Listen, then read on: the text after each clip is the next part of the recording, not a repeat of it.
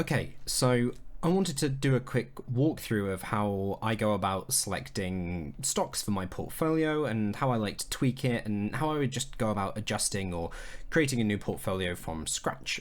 So I'm already in Portfolio Analyst and I've taken the account completely to scratch. I've deleted the only portfolio that I had and I'm ready to start from the beginning. So the first thing that I would do as a baseline, which, you know, might not be everyone's preference, but I'm just doing this for simplicity, is to just use the Magnificent 7 as a baseline. So the top 7 tech stocks currently in the S&P 500. You might have a previous portfolio or some other assets of interest, but I'm just going to ask for a portfolio. I'm just going to call it something very generic like new, and I'm going to ask to add the Mag 7 stocks. So with some of the updates of Portfolio Analyst that are quite neat, you now sort of get this immediate response from the chat. So as soon as the agent sort of goes away and does something new, creates a portfolio, adds some stocks, you get these real-time tool outputs in the chat showing you the actual progress of what's happening.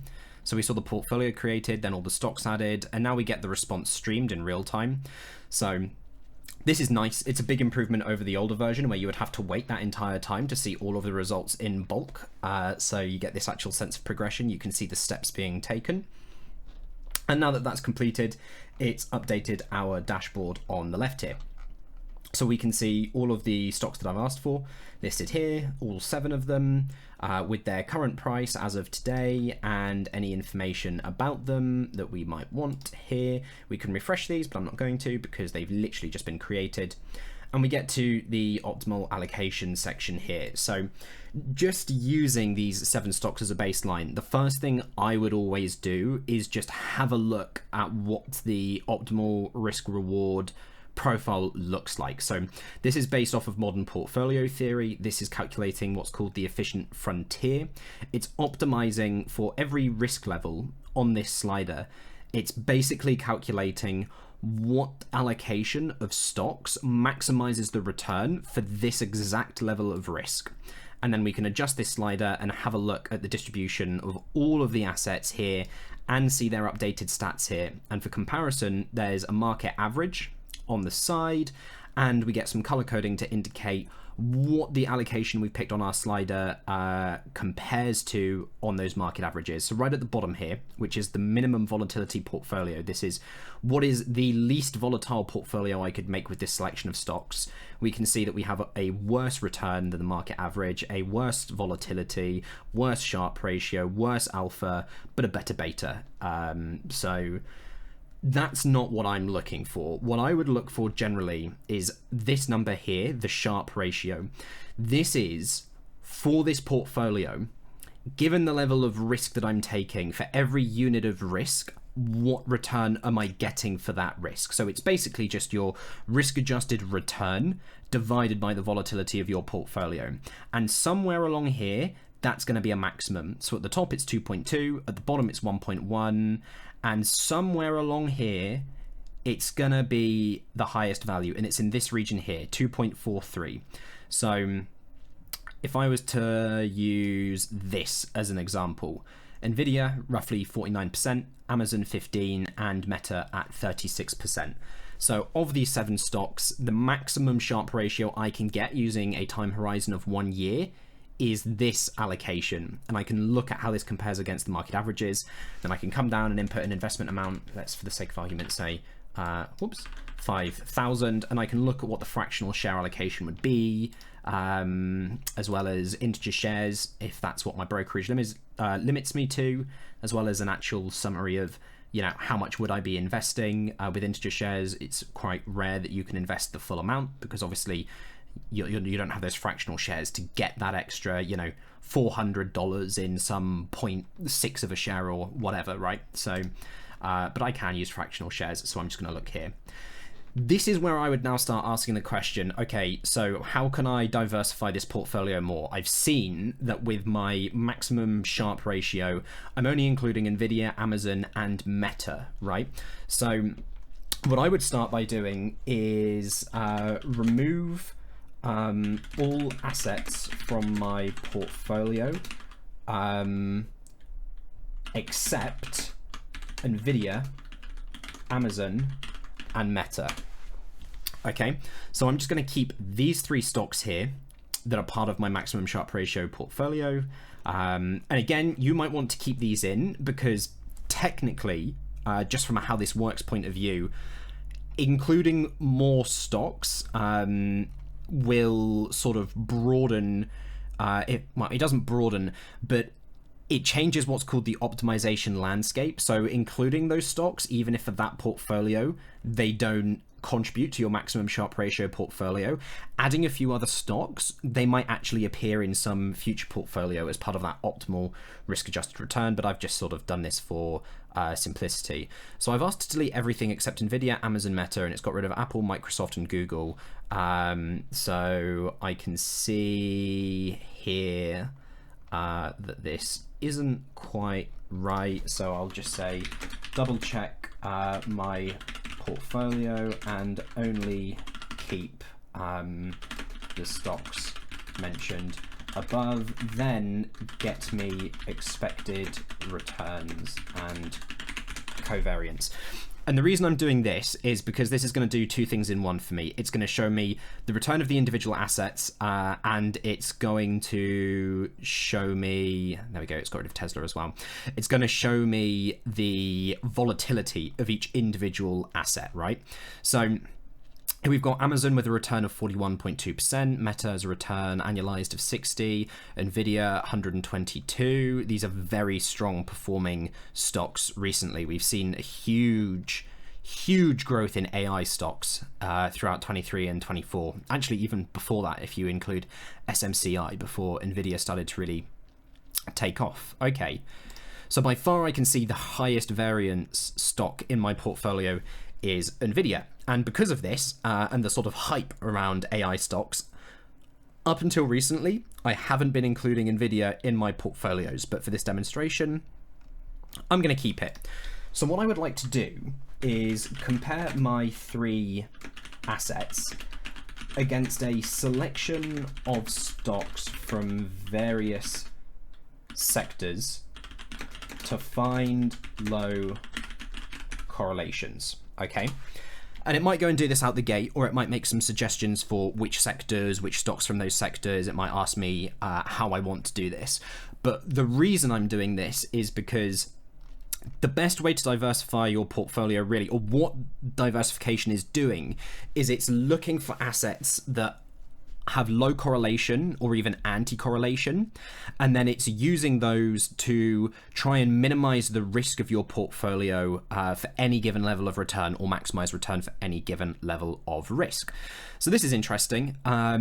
It's done what I've asked, and it's just gone ahead with some stocks. So it's included Apple, XOM, J&J, JPM, and VZ. So it's given some sort of analysis here, right? It's telling me that Apple has a negative covariance with Amazon and Meta, and so does Verizon. And then it's telling me that ExxonMobil and J&J have positive covariance with most of the stocks. So there's some correlation with those assets in the broader market. And then JPM has a very high return.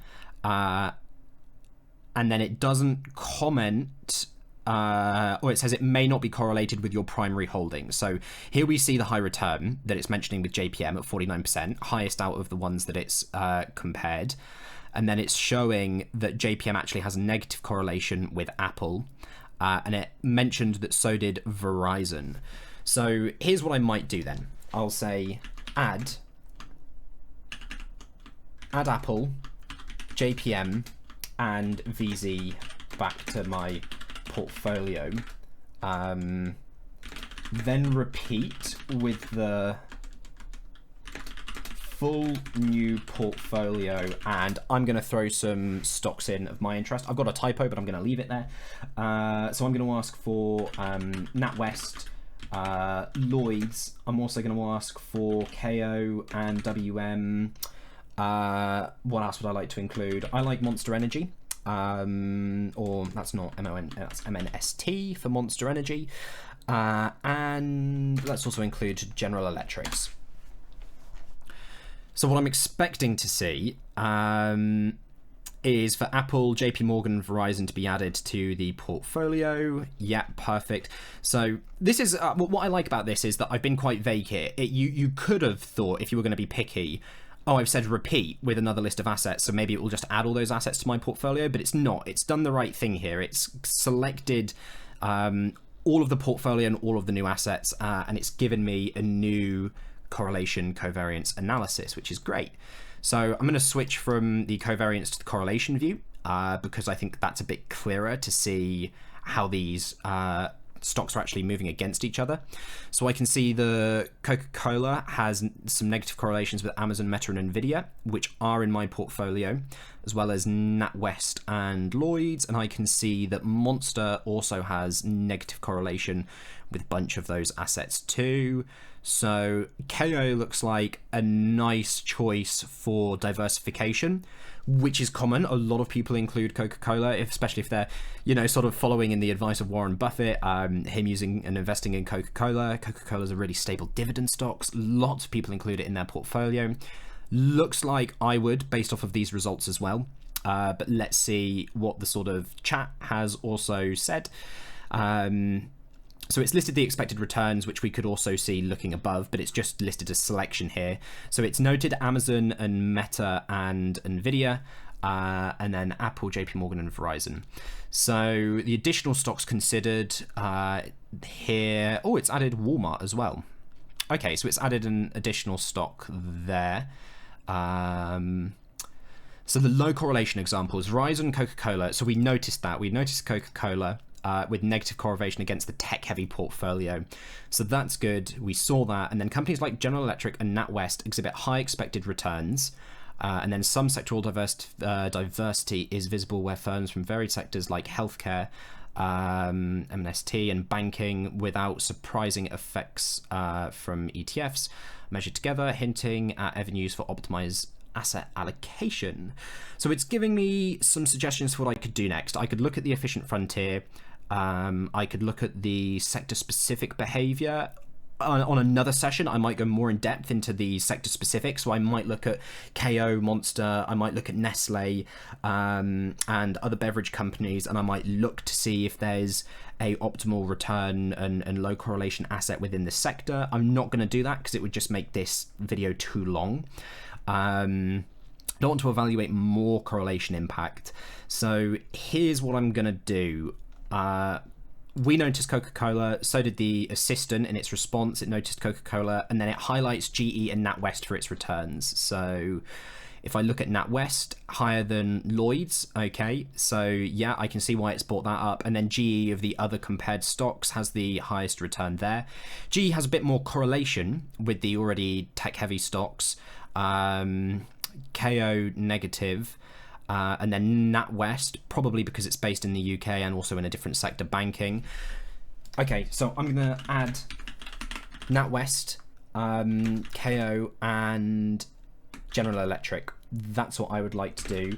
Then get the VAR, which is the value at risk for 1 day and 1 year for the new portfolio. So what I would like to see now is those 3 assets added to the portfolio. Yeah, brilliant. And then hopefully, I've noticed that the UI is getting a bit squished because I did a really big list for the correlation comparison, but that's fine because I'm going to close this in a minute because I'm basically done with everything I want here. So the last thing I wanted to look at was the value at risk. So Nvidia by far has the highest value at risk, but is also by far the highest return asset. The rankings here don't really change depending on a day or a year, which shows me that these stocks are fairly stable in their risk. You know, there's not one stock that shows very low risk for 1 day, but, you know, maybe is more prone to significant, you know, drops over the course of the year. So that's good. No order switching. Of course, it's correctly noting that Nvidia has the highest VAR in both circumstances, and KO has the lowest, Coca-Cola, in both circumstances. Again, we picked KO for its stability. Okay, so I'm happy with this. Someone else might decide to remove NVIDIA based on the level of risk that it adds to the portfolio level. I'm not. I'm now just going to come to the dashboard. I can see all my assets here and go to my minimum volatility portfolio and then do exactly what I said before. I'm going to adjust to find that maximum Sharpe ratio, that sweet spot, which looks to be here. And I can look at the prediction here, and this isn't a certainty, this is all just mathematical analysis based on historic performance, right? So there's no forecast here. This is just optimizing based on historic performance, and I can see very thin slither of Apple. Okay, this is great, but I don't need to adjust this because now I can come down to our fractional shares, or in our integer shares, for example. I doubt, yeah, we wouldn't be able to buy a full share of Apple, right?